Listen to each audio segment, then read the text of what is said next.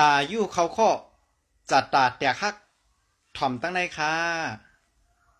โดนับอายุลงใต้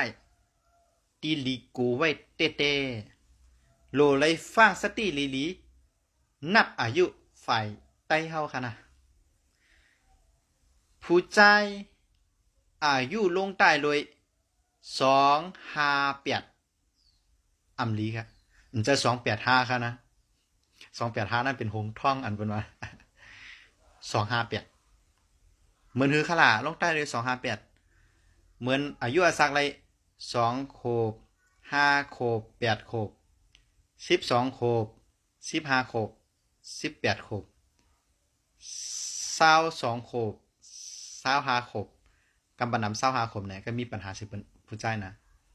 แล้วก็28 โคบเห็นไหนนับกาเดียปนลงใต้โดย258สอนวามดีแต่อะไรมีสตินะปีนั้นเต้ๆอย่าไปให้นะปีนั้นถึงมา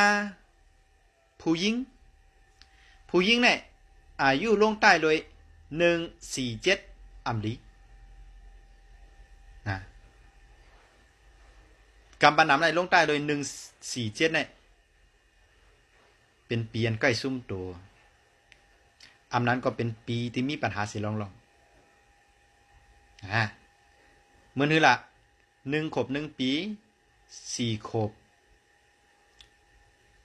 7 ขวบ11 ขวบ14 ขวบ17 ขวบ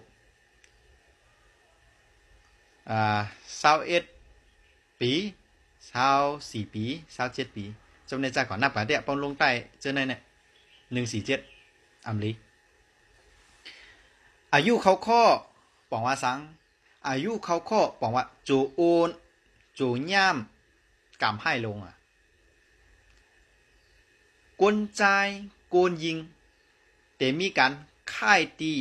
แหลกลายหรือจางเดทบยาเพียกึ่งกังและเมียวลองอ่ำลีในปีลงใต้อันลาดมานั้น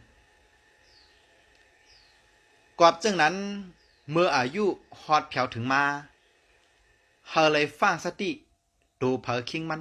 นำสีคำค้าตอนต่างเงาตุ้งหัวใน